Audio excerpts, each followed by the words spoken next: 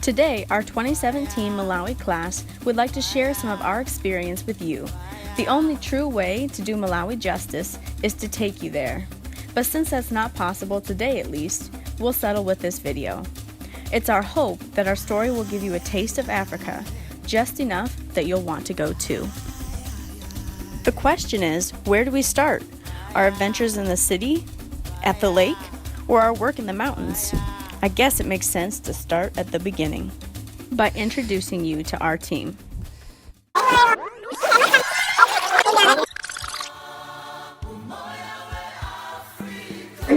During this experience, I expect to be challenged a lot. At my time here in Malawi, I hope to build relationships, learn more about the culture, and become even a better social worker.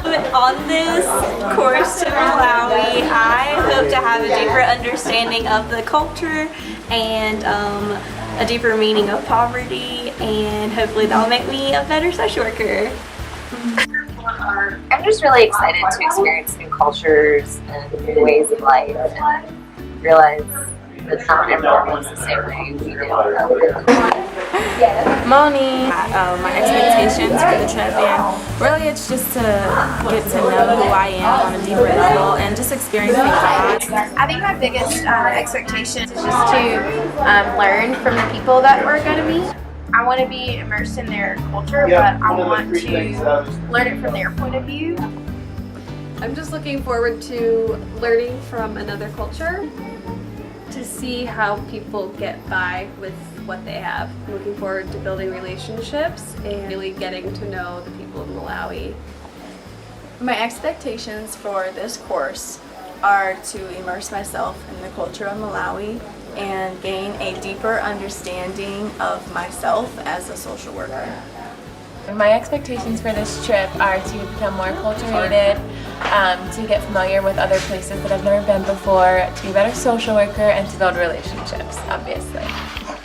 My expectations for the trip are to build relationships with people of another culture and also to learn about international social work. From this trip, I expect my personal horizons to expand exponentially while my world gets a little bit smaller. My expectation for this trip is to learn and to just become immersed in a new culture. We can't forget our lovely TA, Beth Russell, and our wonderful instructor, Dr. Rowan. We met a handful of times before departing and left with many of your guys' generous donations. We managed to meet all weight requirements at the airport and we were off. Our first destination in Cheesy Village. Enjoy!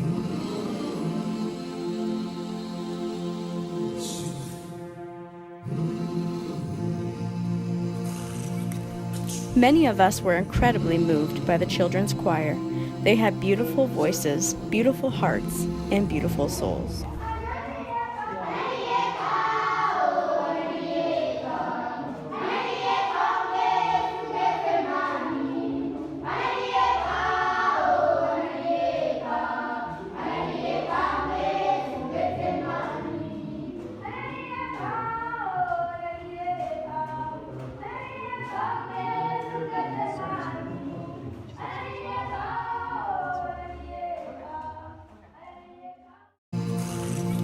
Now we want to share with you greetings from the chief, rare footage of our rainbow fish skit, the sacred Gule Wamkulu, and our remarkable friend Eston. My favorite memory for the day was interacting with the senior chief Hedman, and one thing in particular that he shared moved me, and that was where he spontaneously thought to make sure that I sent greetings to the previous students. And he talked about distance can't break relationships. I want you to know this is a very big thing to us. These photos that I bring of me with senior chiefs. I have this picture at my house, so I look at it and I think of you.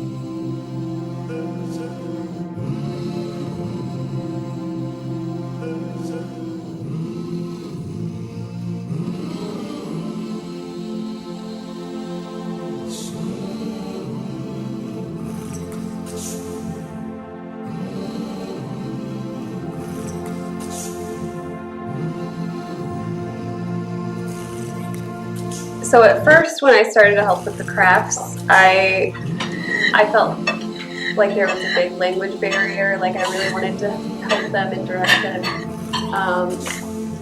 and I wanted to have conversations with them, but I, didn't know certain words. So one of the little boys, I figured out he spoke really good English, so he helped me like teach the other kids. One of the challenges was having to leave the kids to say bye. My favorite memory is like I kind of formed unintentionally this organic bond with 6 or 8 of the boys just around kicking and throwing the ball. It was also challenging because they were trying to talk to me and like tell me stuff, and I just didn't get it at all. And so I felt this closeness and then immediate like pushback. So my favorite experience, I kind of have two. When we were playing with the kids and playing tag and like duck, duck, goose and stuff, they were all just so happy and it was so easy to bond with them. And then the same way on the walk home when we were singing their church songs and we were like holding hands and skipping and running and just laughing. And my biggest issue was probably the language barrier. My favorite part of the day was the performance. I feel really honored to have seen it. And the challenge was I am like not a kid person. I just don't have experience with kids. They kind of scare me. And that was like all of today. And it was fun. So it was good.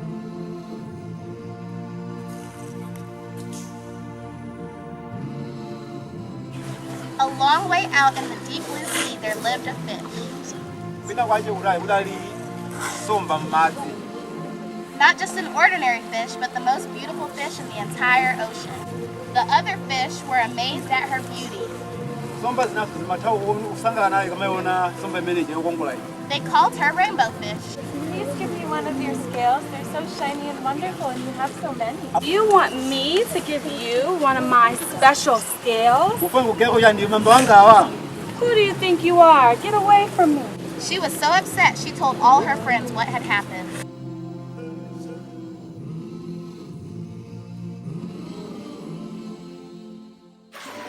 And how much money do they earn a month?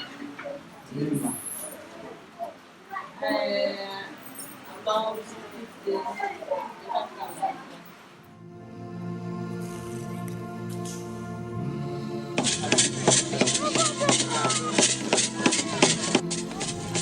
The Gule Wampulu dancers are part of the Chua tribe. The dance is performed by the Nayo Brotherhood, which is a secret society of initiating young men into adulthood.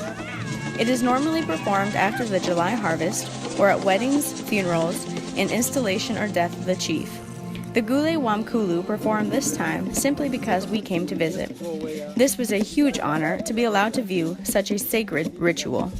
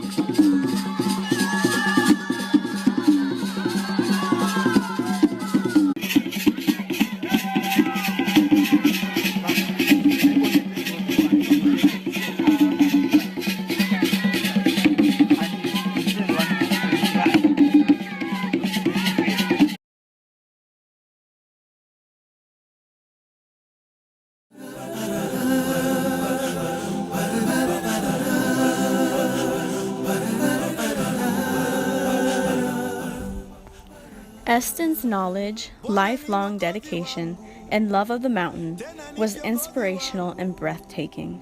His selflessness and giving nature brought many of us to tears. Thank you, Eston, for sharing your wisdom and kindness and forever altering our lives.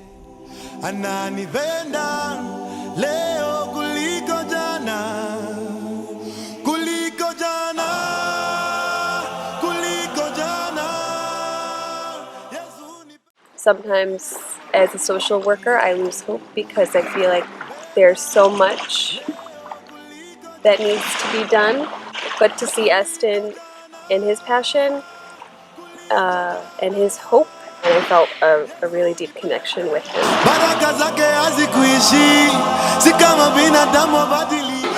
So thank you for hosting us very much, Frank. Thank you for taking care of us this entire time. I think everybody had an amazing experience and would love to be back here as soon as possible. And we got you this UNC Charlotte social work bag so you can remember us. And it matches your shirt. That's why she always think of, we take her as our mom, so she says that that's why she always think of our mom, Dr. Diana. She says that she take you as one of our parents, and you are our parent. So as we're going back, remember to say hi to Ellen. Yeah. Thank you. Speak now. I wish to thank you very much for the coming, everything, a visit, gifts, and a lot more. Knowing you, and you have known us as well. So I wish you would come again, even though I know it's not possible, but it's my wish. But I hope that maybe 2 or 3 of you will come again. I don't believe any of us wanted to leave our friends in Nchizi, but we still had so many relationships to build. So we took off for Chembe Village in Lake Malawi, with the kids running after us and us tearfully waving goodbye.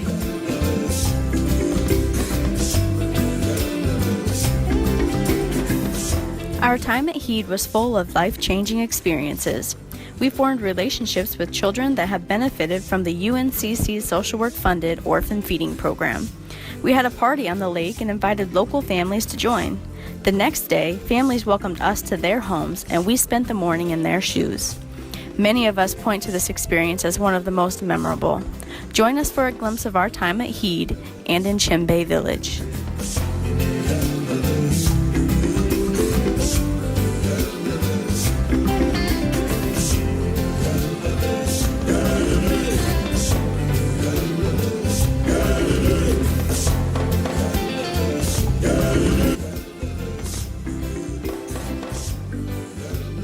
Isabelo, dido, di again, dido, di again, dido, di again, dido, di again. Sister Mary,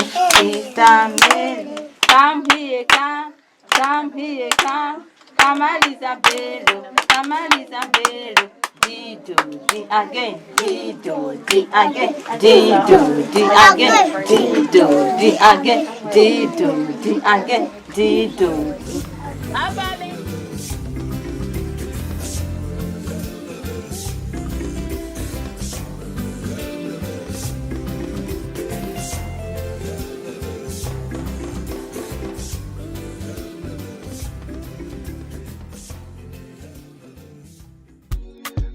This one na Sara Sara, the beat is tarantana.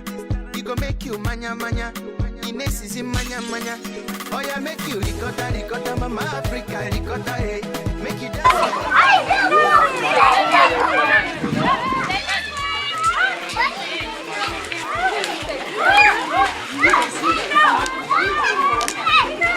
Water guys, not noisy, eh?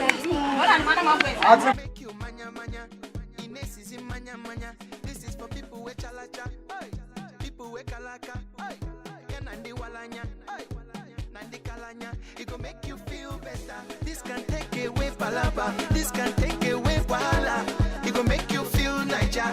Oh yeah, let's go to Kenya, Rwanda and Tanzania. Togo, Cameroon, Niger, Ghana, Southern Sudan.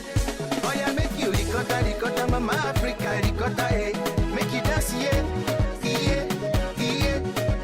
Everybody ricotta, ricotta, mama Africa, ricotta, hey.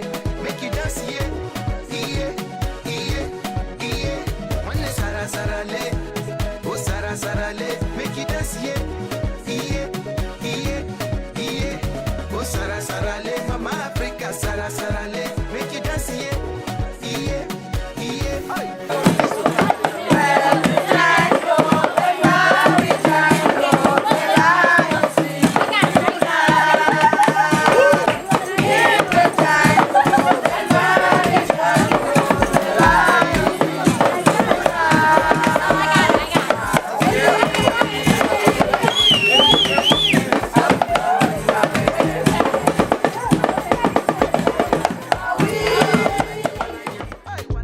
and the kalanya. It go make you feel better. This can take away palaba. This can take away wahala.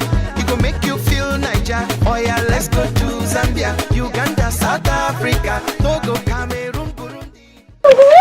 So we're here with the family today in the village, and there is a mom, and she has 7 children, and 4 of them are away at school. One just came back. Her name's Lisa. The baby was sleeping on the way to the market. Yeah. And he was breastfeeding, so we didn't get his name.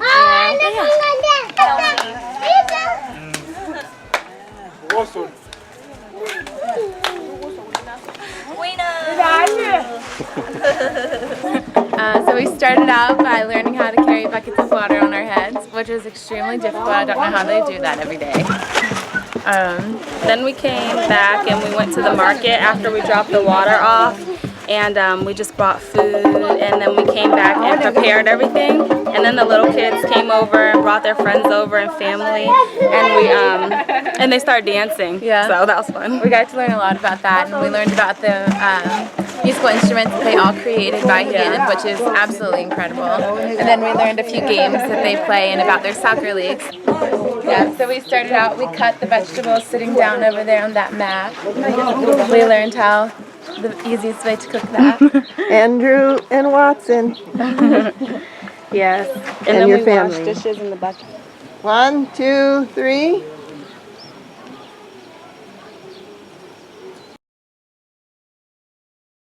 Can you tell us what you're eating? We have rice, chicken, fried chicken, and there was what did you call it? Green beans. We had like a green bean salad. And the mustard greens, tomatoes. Yeah, the and mustard onions. greens is like a salad. And then we mixed it all together. Yeah. Dennis is the grandmother, and these 3 are her daughters. And you're her daughter too, right? Yeah, 4. And then the little ones are their children. Okay. Okay. Hello.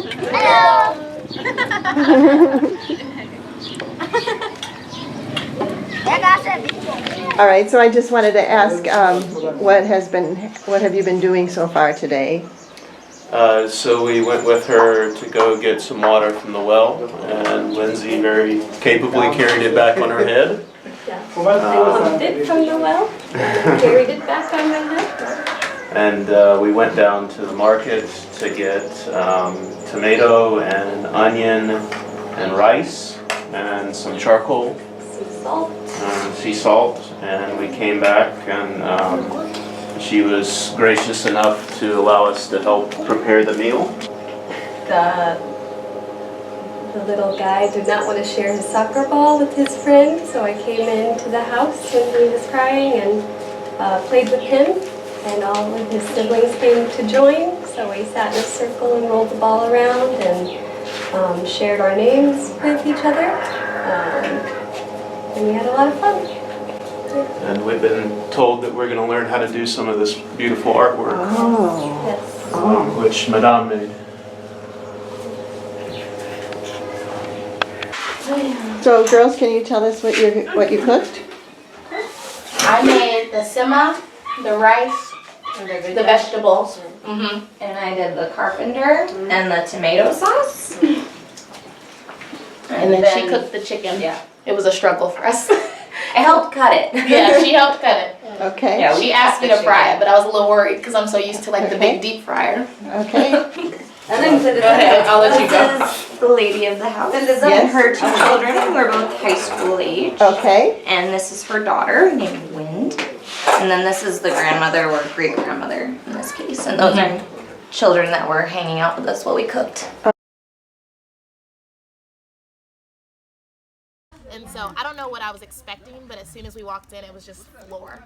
She said we were going to go ahead and cook, so I think that was what I really enjoyed, was cooking with the mother and the daughter, just because that's something I do with my mother. The importance of like nonverbal communication, because our mom couldn't she couldn't speak. Like, we don't really know what the issue was, like she could just make sounds. And so she used a lot of like finger pointing and like she was trying to explain to us her kid. She was like 2 are breastfeeding, and then she was like 3 are at school, like that sort of thing. And so like it was really interesting to kind of figure out what she was saying, but like I think we got the hang of it as it kept going. First we had went and got water in these big buckets. We had to push the thing, and we had to carry them on our heads, and we both failed at that. You did it. And but ours, like, we were kind of far from the water, so I guess that's why. Deep bonds in such a short amount of time, because I felt like, you know, we were just all friends after, you know, we were picking and playing and just joking, and it was just so, and having good conversation. I want to say thank you for just allowing us to come to Lake Malawi. We had a really great, amazing time, and just going to the communities just made our course just really more impactful. There were more programs than we could fund, but we just, with what we had, we feel like we are able to support some really good programs. In behalf of our staff from HIT, we really thank you for all what you always done to us, and even the village, they are appreciated, because I can say 3/4 of the people, they are having something just because of you. Our group was able to spend one day to enjoy Malawi's Lwande National Park. At first, we thought it would be a day to relax from the emotion-filled relationship building that took place in the Nchizi and Chembe villages. However, we soon realized that social work happens even when you're not on the clock. We built several wonderful relationships and learned a lot.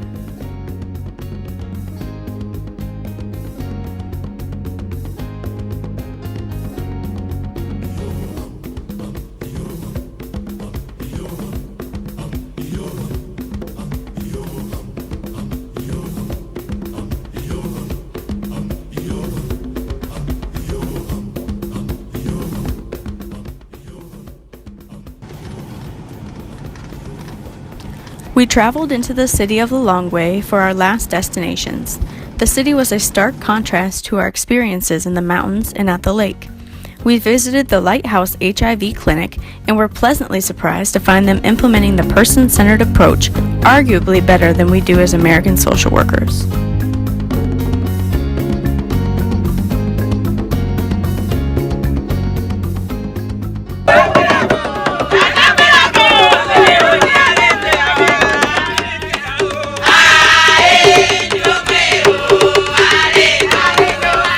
Did I mention every time we met Lighthouse community volunteers, they greeted us with singing and dancing? I think we all learned a few Malawian dance moves before we left.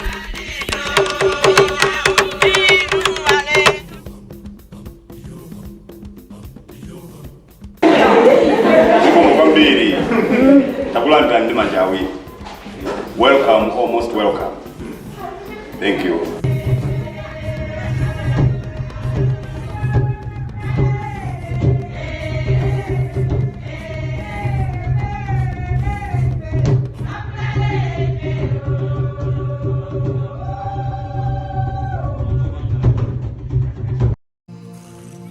We met for dinner with Rodney and Harry of CEDEP, the Center for the Development of People, where they work tirelessly to protect and provide shelter, food, and support to LGBT citizens who are unprotected by the law. We decided we would like to make a generous donation to CEDEP, specifically for those individuals who've been kicked out of their homes and don't necessarily have a place to go. Our group has so many stories to share. It's impossible to capture our life-changing experience with word, video, or music, but we hope this has given you a taste of Malawi, the warm heart of Africa. Before we close, there are a few reflections we'd like to share. And then we come here and we think that they're so happy. Like we assume that they wouldn't be happy because they don't have, you know, their basic needs met, but they are like so joyful, and they're so happy to have what they have, even though it's so little in our like terms. Like when we went into their homes, they wanted to give it to us. They wanted to give us more food. They wanted to serve us, and we were like, no, like we want to serve you. So yesterday, Kelsey and I went and visited our family in Chimbe Village, and then when she came back, her daughter, Rebecca, was playing cards. And we had the hospitality bag with us that we were going to give as a gift for her allowing us into her home. And I had packed them the night before, and I had seen decks of playing cards. But then when I saw Rebecca playing cards, I kind of got a glance at our bag, and we had a deck of playing cards in our bag. And it was like the coolest thing that just so happened to be the bag that we took to Rebecca. I mean, something like the hospital kind of shows you, like, you have to remember that you want to do all this stuff for your clients, and you want to make the world perfect, and you know, have all these goals. But when it comes to monetary items or you know, just physical items, you don't always have the resources to get these things that you need, even in the States. It kind of opens my eyes to kind of just remember that it's not always about, you know, giving somebody something that's tangible. It's more about being there for them emotionally. Also, after that, we got to meet a lot of the community volunteers, and that was great. They were just wonderful women with such a passion for the community and educating the community.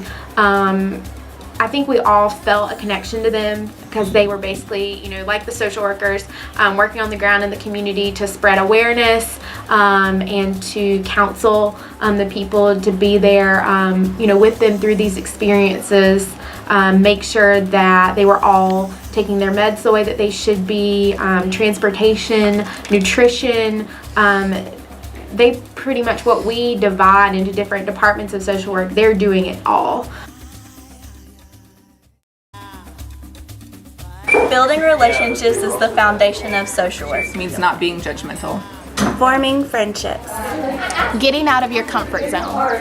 Being genuine and vulnerable. Creating connections across continents, cultures, and languages. Gaining a genuine understanding. Immersing ourselves into the community.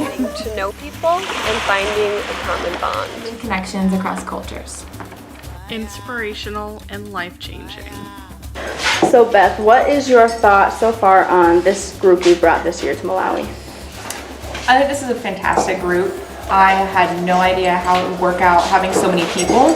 I wasn't sure if it would be kind of hard to manage and organize everything with so many people, but it has been fantastic. Everybody's really come together. They work well together, and just having the opportunity to see everybody work together has been really awesome. So I think this is a fantastic group we have this year.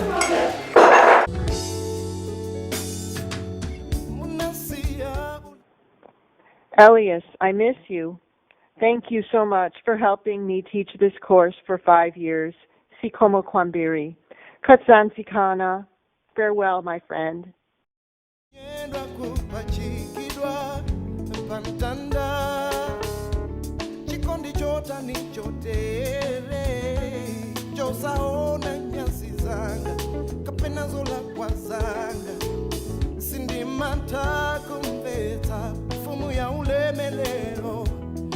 Ya ulemelelo kuzafera